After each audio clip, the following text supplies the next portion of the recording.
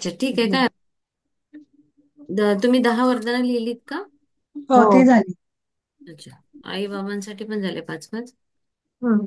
आई बाबांसाठी लिहिताना ती मी सांगितलं तसं शॉर्टकट लिहा. म्हणजे कसं, धन्यवाद आई तुझ्या, तू मला हे दिले, धन्यवाद आई तू मला अशी अशी मदत केली, धन्यवाद आई तू माझ्यासाठी मला नाऊ घालायची, धन्यवाद आई तू माझे केस बनवून द्यायची, धन्यवाद बाबा तुम्ही पैसे कष्ट करून आमचं आम्हाला शिक्षण शिकवलं.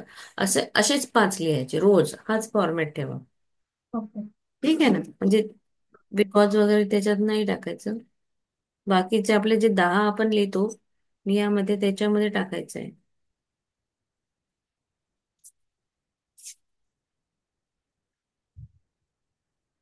Prajakta, have you done? Okay, चला करू. 5 मिनिटं देते मी अजून अश्मिता मॅमला. चला करा.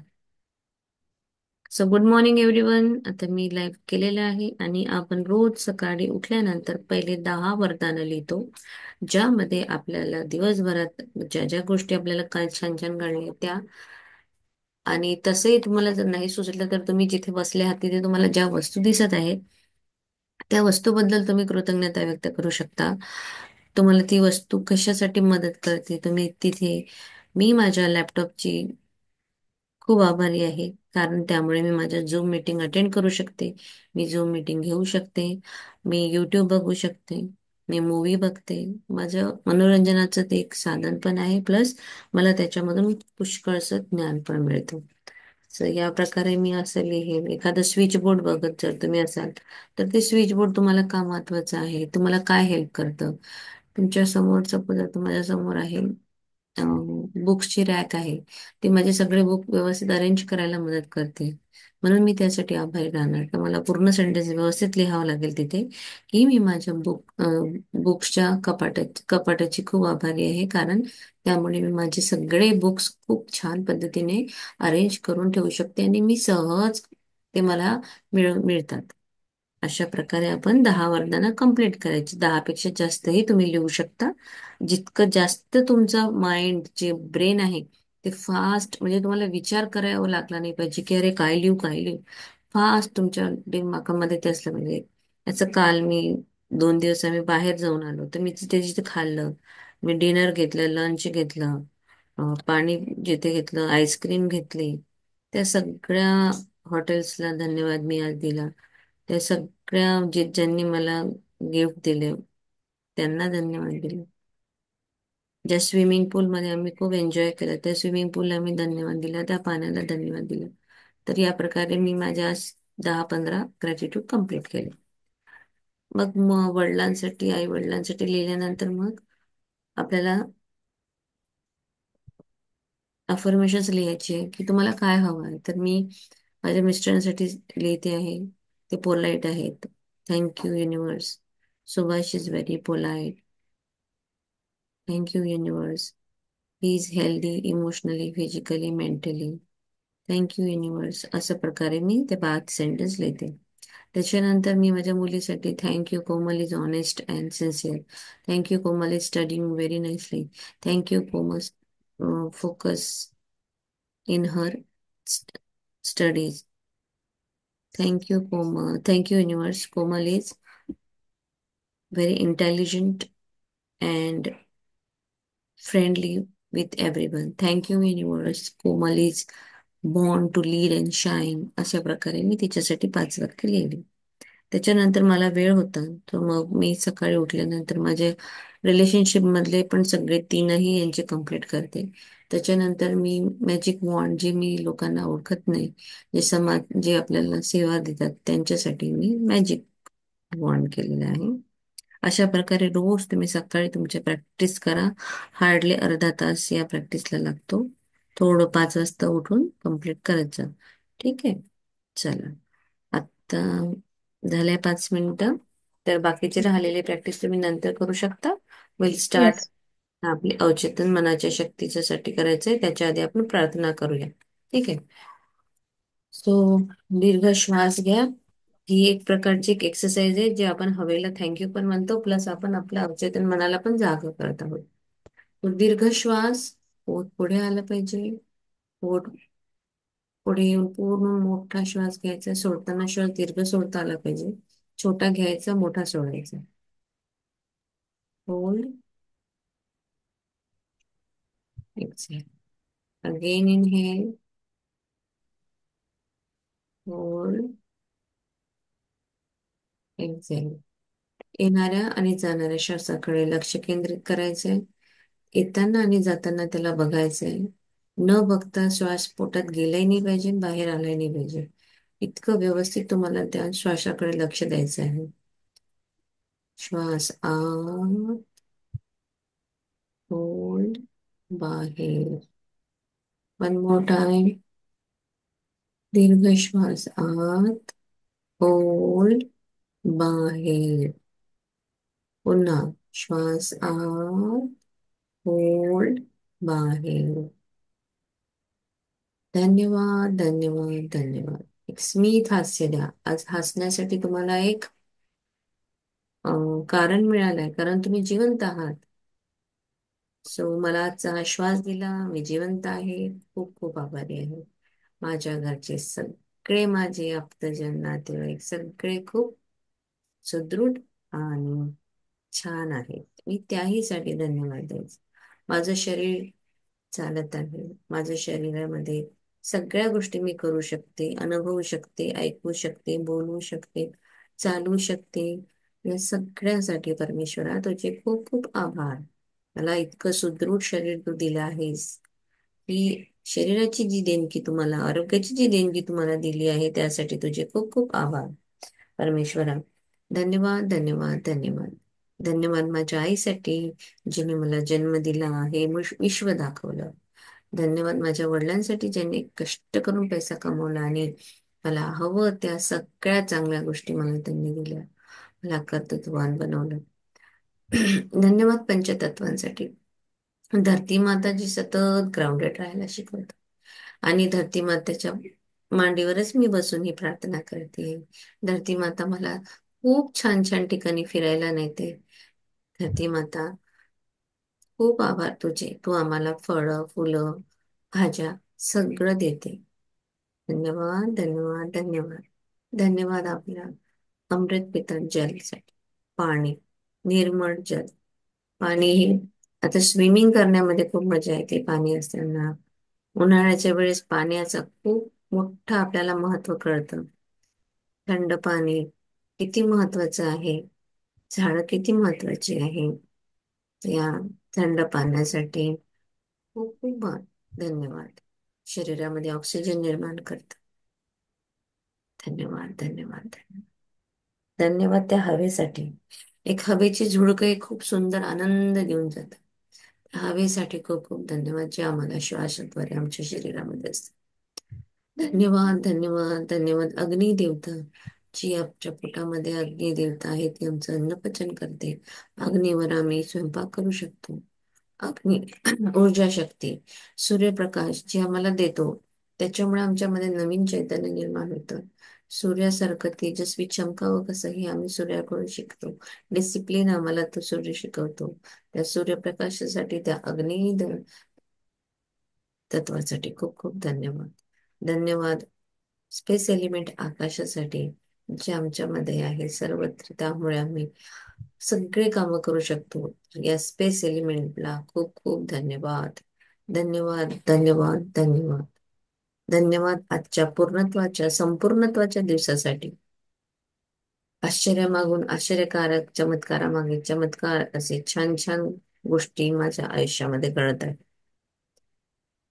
माझ्यामध्ये दैवी प्रेमाचा संचार होत आहे, आणि त्यामुळे मला दुखवलेल्या सगळ्या लोकांना मी माफ करते. कळत नकळत मी जर दुखवलं असेल, तर मी सगळ्यांची माफी मागते आहे. मी खूप खुश आहे, मी समृद्ध आहे.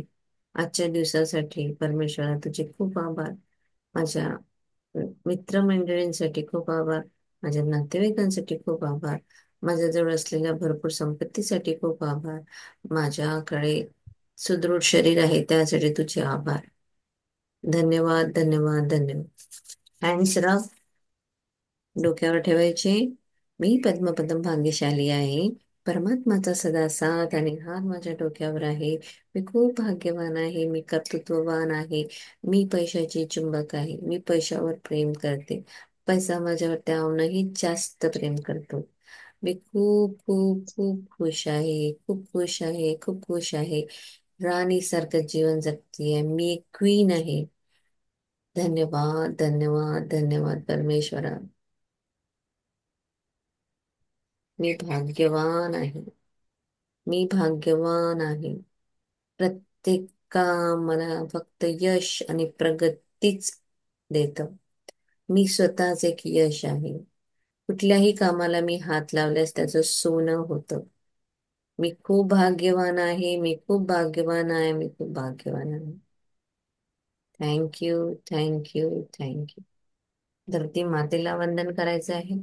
आपल्या आतमध्ये असलेल्या परमपित्या परमेश्वराला नमन करून मी माझ्यासमोर असलेल्या सगळ्या आत्मांना आत्मवंदन करते आणि आजच्या दिवसासाठी त्यांना खूप शुभेच्छा देते.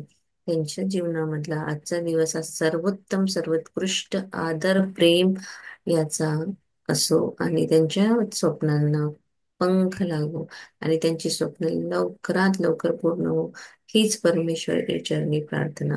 धन्यवाद, धन्यवाद, धन्यवाद. Thank you so much. चला.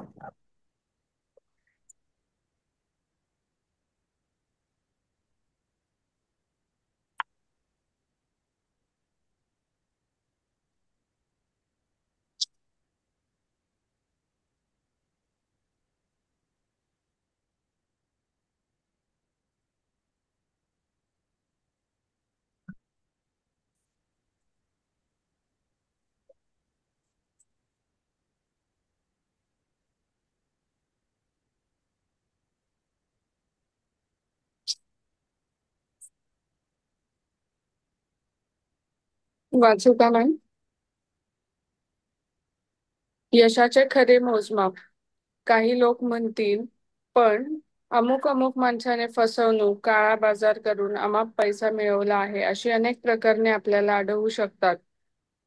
परंतु आपल्याला त्याची वास्तविकता काळजीपूर्वक समजून घ्यावी लागेल. एखादा माणूस काही काळासाठी यशस्वी होईल असे वाटू शकते, परंतु फसवणूक करून मिळवलेला पैसा चंचल असतो. तो सहसा जास्त काळ टिकत नाही. शिवाय जेव्हा आपण दुसऱ्याला लुटतो तेव्हा आपण स्वतःलाच लुटत असो.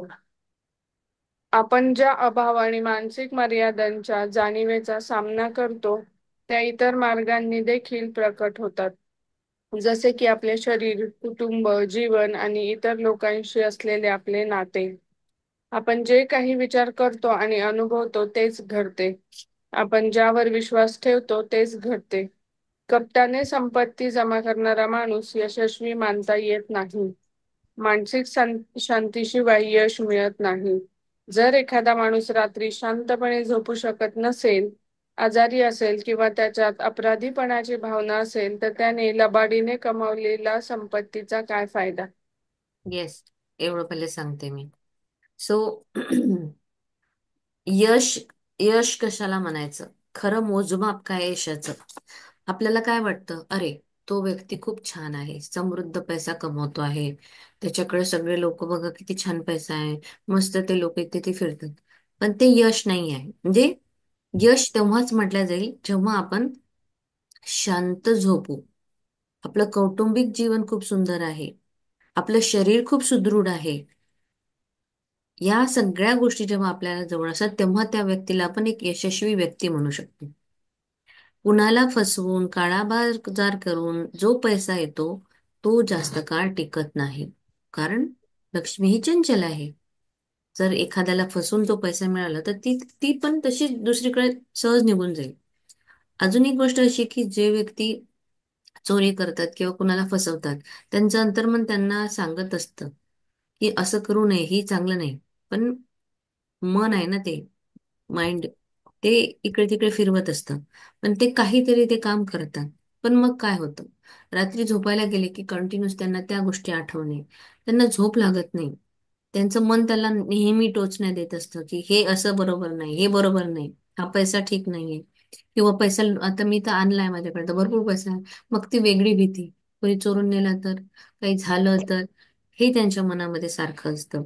म्हणून, आणि अजून एक गोष्ट अशी की जेव्हा कोणी व्यक्ती कुणाला फसवतं किंवा चोरी लबाडी करतं, ही जी गोष्ट आहे ही त्यांच्या सबकॉन्शियस मध्ये कशा प्रकारे ती रुजली आहे, त्या सबकॉन्शियस माइंड मध्ये ती त्यांच्याकडे असलेल्या पैशाच्या अभावाचा तो एक थॉट त्यांच्या डोक्यात आहे. आपल्याकडे पैशाचा अभाव आहे, मग काय तर आपण चोरी करायची, आपल्याकडे पैशाचा म्हणजे ही जी माइंड मध्ये जो हा सिग्नल गेलेला आहे कमतरतेचा, अभावाचा, मग हा सिग्नल सबकॉन्शियस माइंड मध्ये गेल्यावर तुम्हाला आयुष्यामध्ये मग सगळ्याच गोष्टीचा अभाव, पैशाचा अभाव, शरीर स्वस्थ राहणार नाही त्याचा अभाव, कुटुंब जीवन व्यवस्थित राहणार नाही त्याचा अभाव, म्हणजे तुम्हाला तुमच्या जीवनामधल्या प्रत्येक क्षेत्रामध्ये अभाव अभाव अभाव अभावच राहणार. एकदा तुमच्या डोक्यामध्ये एका अभावतेची, कमतरतेची भावना ती रुजली सबकॉन्शियस माइंड मध्ये, की तो तुम्हाला सगळीकडे त्या गोष्टीचा परिणाम दाखवेल. आणि जे आपण विचार करतो तेच आपण अनुभव करत असतो आणि तेच घडत असतं. ज्याच्यावर विश्वास ठेवतो तेच घडणार. कप- कपटाने जर संपत्ती एखाद्या माणसाने कमवली, तुम्ही जर त्याला यशस्वी मानत असाल, तर ते यश नाही. काही लोकांकडे भरपूर संपत्ती असते पण त्यांच्याकडे नातेच नसतात, नातेवाईकच नसतात, कारण सगळे नाते तुटून जातात. इतकं पैसा कमवतात, त्या पैशा वेळेस कमवताना त्यांना नातेसंबंधाची जाणीव राहत नाही, त्यांना किंमत नाही राहत. खूप ठिकाणी असं बघितलं असेल, बहीण भावामध्येच पैशासाठी बहीण भाऊ आपलं रिलेशन सुद्धा विसरतात, की हा माझा भाऊ आहे, लहानपणी मी याच्याशी खूप छान खेळायची, किती प्रेम होतं. पण जिथे मग पैशासाठी, मग काय, मला पैसा हवा आहे, तिथे मग लालच हे येऊन मग तिथे दुरावा निर्माण होतो. त्याला यश म्हणता येणार नाही. मानसिक शांतीशिवाय यश मिळत नाही. खूप लोक असे आहेत ज्यांच्याकडे भरपूर संपत्ती आहे पण शांतीच नाहीये, मग ते पहाडावर इकडे तिकडे शोधायला जातात, ती तिथे मिळणार नाही तुम्हाला. एखादी एखादा व्यक्ती जर रात्री शांत झोपत नसेल, आजारी असेल, त्याच्यामध्ये अपराधीपणाची भावना सतत त्याला ती टोचत असेल, की त्याने लबाडीने कमवलेला पैसा आहे, लोकांना फसवून कमवलेला पैसा आहे, तर याला यश म्हणता येणार नाही. क्लिअर? पुढे.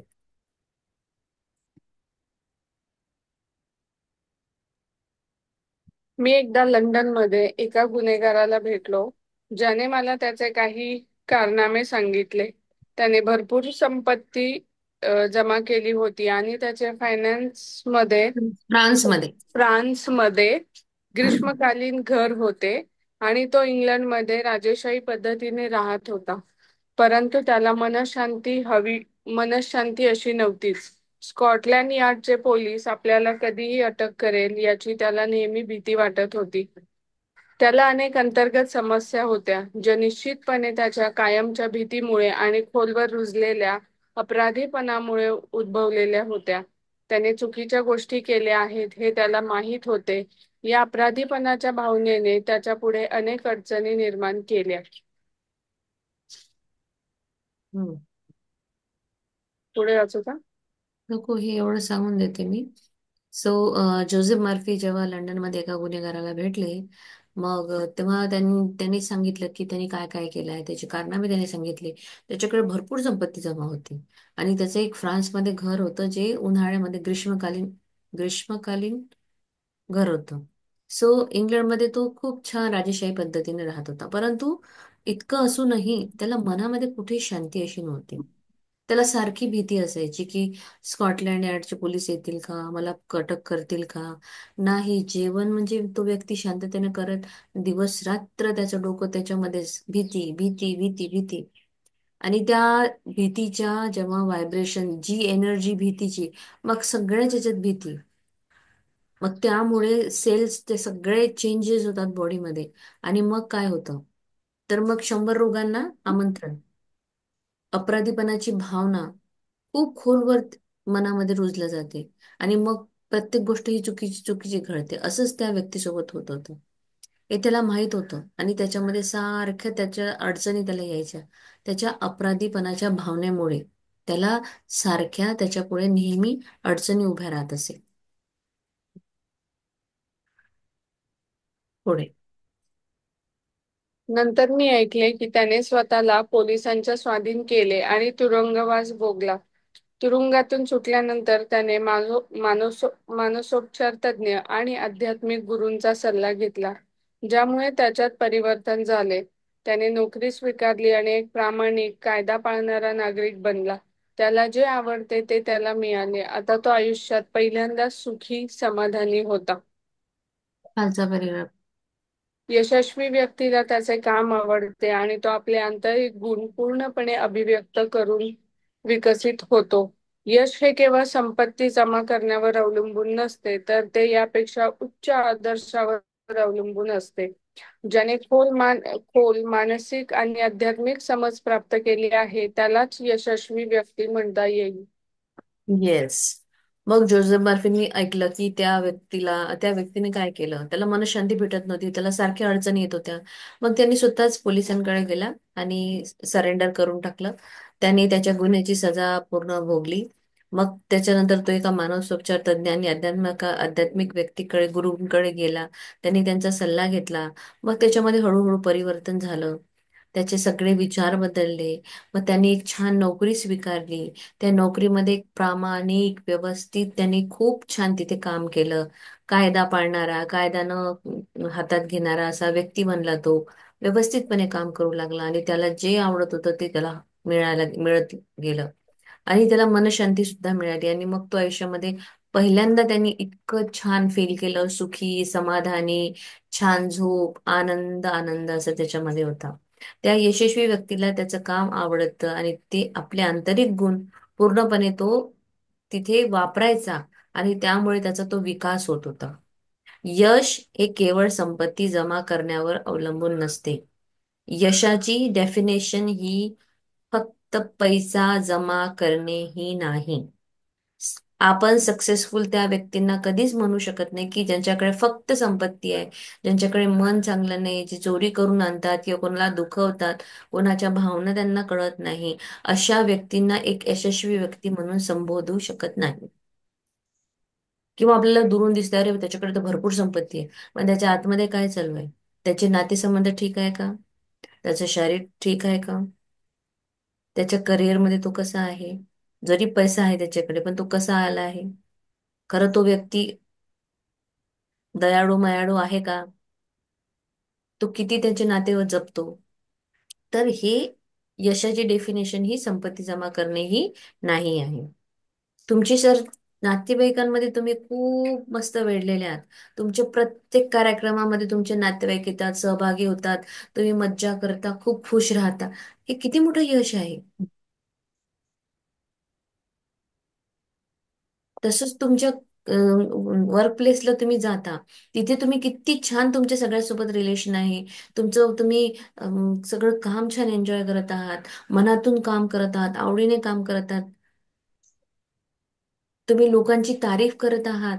तुम्ही दुसऱ्यांना प्रमोट करत आहात की अरे, हा व्यक्ती आहे, यांनी या प्रोजेक्टमध्ये खूप काम केलंय. ज्या दिवशी तुम्ही हे करायला सुरुवात केलं, त्या दिवशी त्याचा 20% प्रोग्रेस होईल, तुमचा 100% प्रॉफिट होणार. तेवढं तुम्हाला दिलं जाईल. तुम्हाला अप्रिशिएट करता आलं पाहिजे.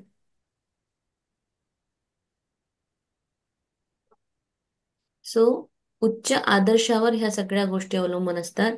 इथे मानसिक आध्यात्मिक समज त्यांनी प्राप्त केली आणि मग तो व्यक्ती एक यशस्वी व्यक्ती बनला.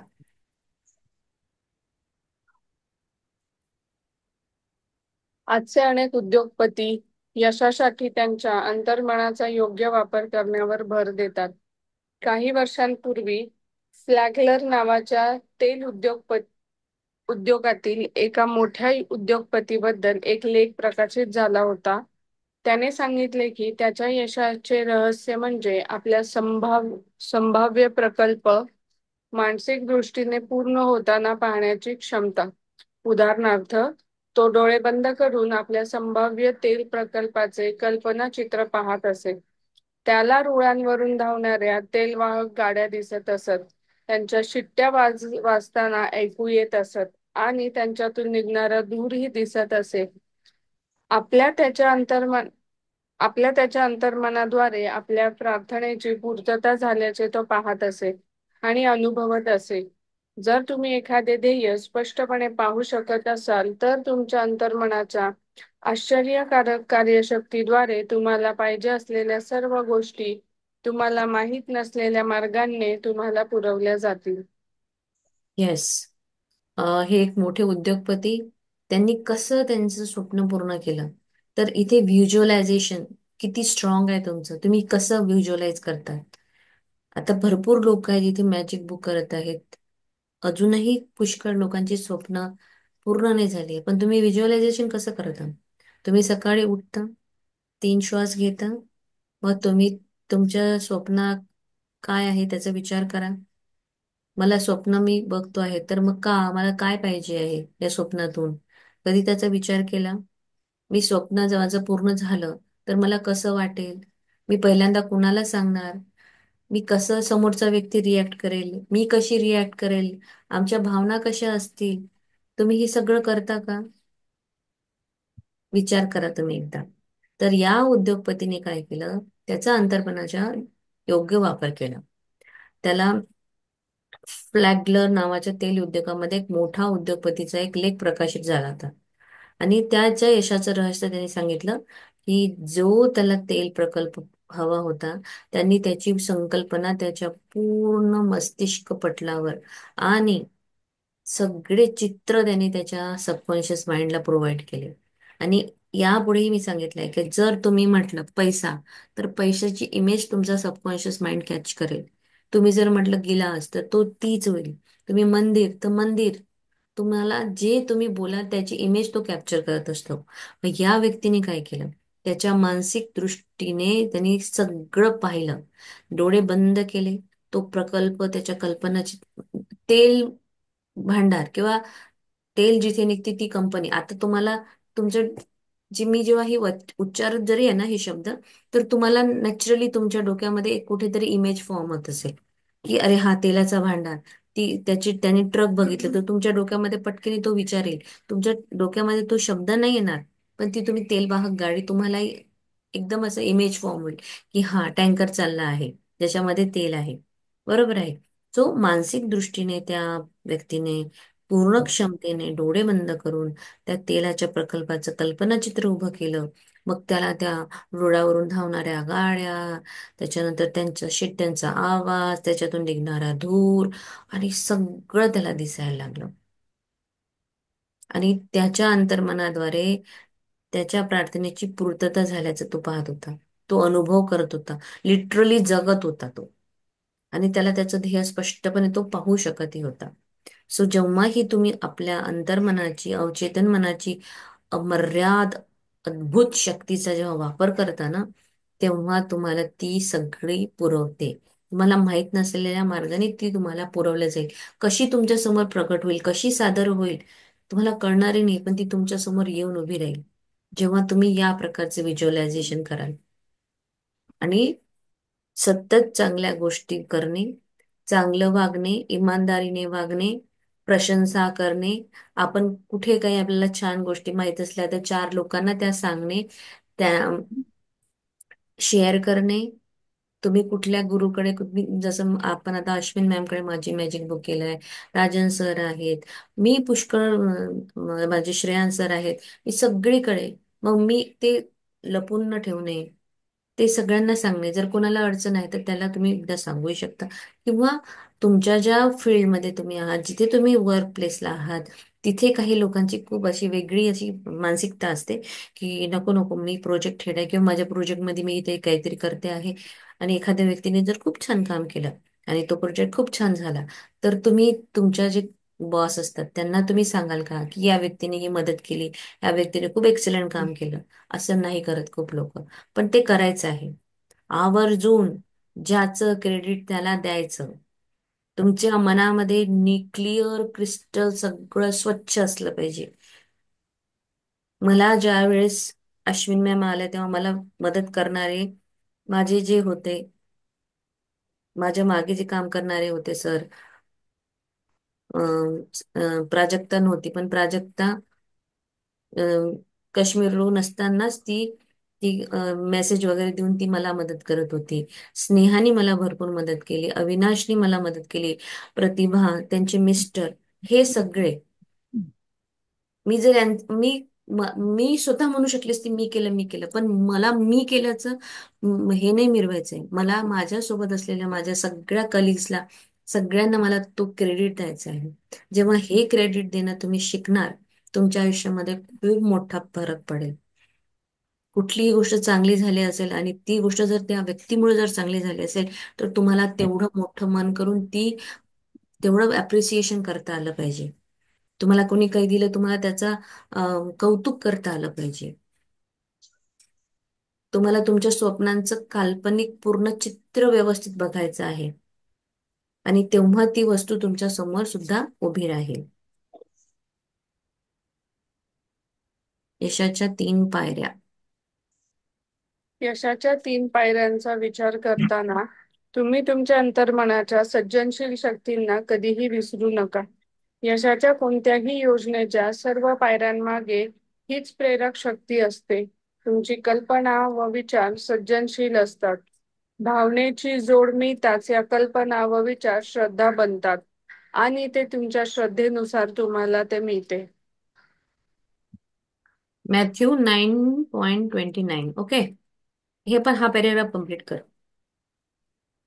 जेव्हा तुम्हाला समजते की तुमच्यामध्ये एक प्रभावी अशी शक्ती आहे जी तुमच्या सर्व इच्छा पूर्ण करण्यास सक्षम आहे, तेव्हा तुम्हाला आत्मविश्वास आणि शांतीची भावना मिळते. तुम्ही कोणतेही काम करा, पण त्याआधी तुम्ही तुमच्या अंतर्मनाचे नियम समजून घेतले पाहिजेत. जेव्हा तुम्हाला तुमच्या मनाच्या शक्तींचा उपयोग कसा करायचा हे माहीत असते, जेव्हा तुम्ही स्वतःला अधिक परिपूर्णपणे अभिव्यक्त करू शकता आणि तुमच्या प्रतिभेने इतरांना फायदा मिळवून देतात, तेव्हा तुम्ही खऱ्या यशाच्या खात्रीच्या मार्गावर असता. जर तुम्ही देवाच्या कार्यात किंवा त्याच्या कोणत्याही भागामध्ये व्यस्त असाल, तर देव तुमच्या पाठीशी आहे. मग तुमच्या विरोधात कोण उभे राहू शकेल? पृथ्वी किंवा आकाशात अशी कोणतीही शक्ती नाही जी तुम्हाला यशापर्यंत पोहोचण्यापासून रोखू शकते. 3 पायऱ्यांचा जर आपण विचार केला, आपल्या अंतर्मनाच्या सर्जनशील शक्तीला कधीही तुम्हाला विसरायचं नाही आहे. आपण पहिल्या दिवशी जे बघितले 3 पायऱ्या, यशाच्या 3 पायऱ्या, त्या वाचा पुन्हा एकदा.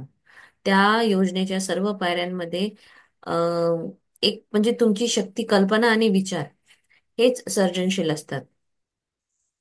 या सगळ्या 3ही पायऱ्यांमध्ये तुम्हाला हेच एक दिलंय की तुम्ही कल्पना करा, तुम्ही विचार करा, तुमची तिथे इमोशन्स जुडतील, भावना जुडतील, आणि मग तुमचे विचार आणि कल्पना एक श्रद्धा बनेल. आणि त्या श्रद्धेनुसार जेवढी श्रद्धा तसंच तुम्हाला मिळणार आहे. तुमची श्रद्धा किती आहे, जेवढी जास्त श्रद्धा, तेवढं जास्त तुम्हाला आउटपुट मिळणार आहे. आणि ही जी तुमच्यामध्ये एक मोठी प्रभावी शक्ती आहे, त्याचा वापर करा. ती तुमच्या इच्छा पूर्ण करण्यासाठी सक्षम आहे. ती एक अवचेतन मनाची शक्तीच तुम्हाला चालवत आहे. प्रत्येक दिवस हा तीच तुमचा घडवते.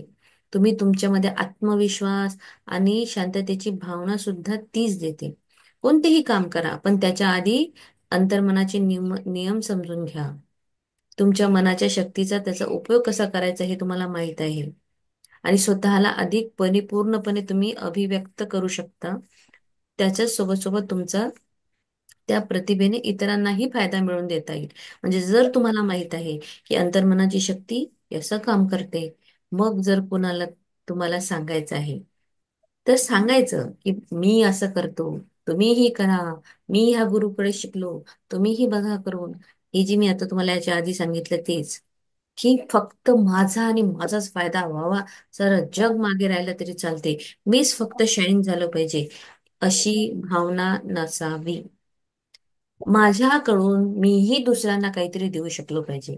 मी जर काही शिकली आहे, तर मी अजून कोणाला, 4 लोकांना शिकवू शकली पाहिजे. माझ्याकडे असं ज्ञान आहे, तर मी दुसऱ्यांना देऊ शकली पाहिजे.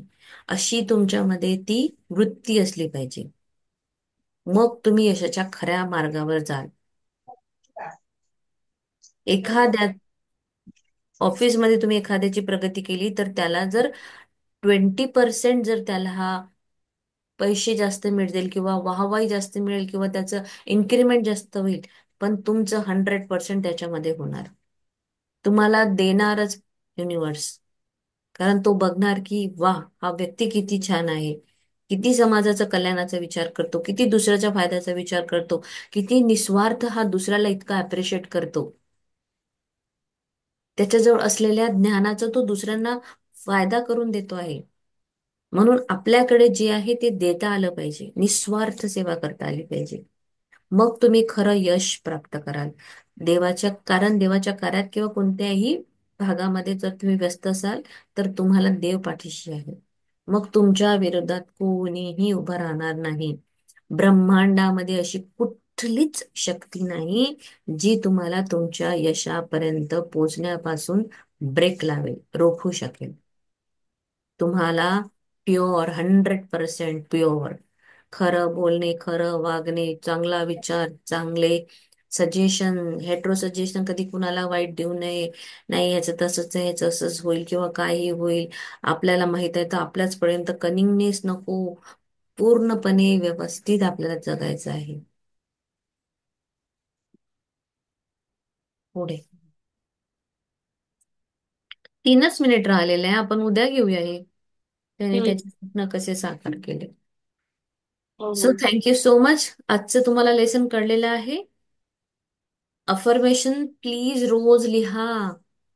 एक कुठले अफर्मेशन पकडा, रोज लिहा, दिवसभर म्हणा. त्याचा फरक तुम्हाला जाणवेल आणि ते शेअर करा. जास्तीत जास्त शेअर करा. युट्यूब सगळे सगळे युट्यूबचे आपल्या लिंक सुद्धा दुसऱ्यांना शेअर करा, जेणेकरून खूप लोकांना फायदा होईल. मी फक्त वाचतो आता जसं सांगितलं आहे या पुस्तकामध्ये. जर तुम्हाला माहित आहे की अरे असं केल्याने असं होतं, तर का नाही मी दुसऱ्यांसाठी शेअर करू. ही तुमच्यामध्ये भावना असू द्या. समजलं सगळ्यांना? हो येस. मग मला एक क्वेश्चन होता. हा. जेव्हा मी कालचं रिवाइज केलं आपलं की यशाची पहिली दुसरी तिसरी पायरी, तर हम्म. पहिली पायरी म्हणजे मला असं कळालं की आपल्याला जे आवडतं ते शोधायचं. हम्म. ठीक आहे. आणि म्हणजे जोपर्यंत आपल्याला जे आवडतं ते त्यात आपण काम करत नाही तोपर्यंत आपण स्वतःला यशस्वी समजत नाही. सो इन शॉर्ट असं की आपल्याला जे आवडतं ते शोधणे. सेकंड स्टेप ही समजली की त्या शाखेत किंवा त्या विशिष्ट याच्यामध्ये प्रावीण्य मिळवणे आणि नेहमीच मी उत्कृष्ट कामगिरी करेल अशी आकांक्षा बाळगून त्याच्यामध्ये सतत प्रयत्न करत राहणे. पण मग थर्ड स्टेप जी आहे की अ, ती मला समजली नाही की म्हणजे इतरांचं पण म्हणजे येस, जे तोच मी तेच आता सांगितलेलं आहे. हा ओके तेच ना. हम्म. की हम्म. मी माझ्या पुरतं मर्यादित नाही राहणार. मला हे हम्म. समाजालाही देता आलं पाहिजे. आता हम्म. आपल्याला मॅजिक बुक माहित आहे, आपल्याला आपले सबकॉन्शियस बुक माहित आहे, आपल्याला अफर्मेशनचे फायदे कसे आहेत ते माहित आहे. तर माझ्याकडे 4 पुस्तकं मी खूप छान छान घेतली आहे. तर मी माझं एखादं पुस्तक माझ्या मैत्रिणीला सजेस्ट करू शकते ना, जी चॅलेंज असेल. माझं काय काम आहे, मी सजेस्ट करेल की अगं बघ, हे पुस्तक आहे, थोडं वाचून बघ. तुझ्या ह्याच्यामध्ये असणारे challenge may be Tu overcome करशील. किंवा आपल्या सोबत असणारे काही कलिग्स आहेत ज्यांना कुठेतरी मदत आहे, कशाची हवी आहे, मग तिथे मदत करायची. किंवा एखादं प्रोजेक्ट करत आहे तिला नाही समजलं तर तुम्ही समजा एखाद्याने विचार केला, बरं हिला समजत नाही, बॉस हिलाच रागवेल, मी कशाला सांगत बसू. असं नाही. तिथे तुम्हाला तिथे सांगायचं आहे, तिला हेल्प करायची आहे. आणि त्याच प्रोजेक्टमध्ये एखादी जर असेल, तिने खूप काहीतरी तुम्हाला सजेशन छान दिलं आणि तुम्ही प्रोजेक्ट हेड असाल आणि तुमचा प्रोजेक्ट खूप छान झाला आणि तुमच्या बॉसने तुम्हाला खूप अप्रिशिएट केलं, तेव्हा काय म्हणेल Prajakta? Sir, credit goes to my friend. She has suggested so many good good things to me and that's why this project is going to be very good. असं असं हम्म. तिथे तुमचं हे असलेलं पाहिजे. त्याला ती यशाची तिसरी पायरी आहे. की जिथे तुम्हाला दुसऱ्यांना घेऊन चालायचंय, फक्त माझं माझंच चांगलं झालं पाहिजे, दुसऱ्याचं काही असू दे, हा अशी भावना नसावी आपल्यामध्ये. ओके. क्लिअर? हम्म. Yes. Thank you. So thank you so much everyone. God thank you. Bless you all and thank you so much for thank you ma'am. Joining. Thank you, thank you, thank you. सगळ्यांचे स्वप्न पूर्ण होते आणि मला फास्ट रोज शेअर करा काहीतरी. रोज एकेकाने काहीतरी गोष्ट शेअर करायची आहे. तुम्ही तुमच्या सबकॉन्शियस माइंडचा छोट्या छोट्या गोष्टींसाठी वापर करा. माझी कोमल करते. माझ्या कोमलने काल कुठल्या गोष्टी तरी मला ती म्हणाली की मम्मा मी सबकॉन्शियस माइंडला विचारलं आणि मला पटकीने ते आठवलं. सो आपणही करायचं. ठीक आहे. चला, thank you so much everyone. Thank you for thank you madam. Joining. Thank you Pratibha ma'am thank you. For thank you. Zoom. Thank you. Thank you madam. Bye. Have a nice day.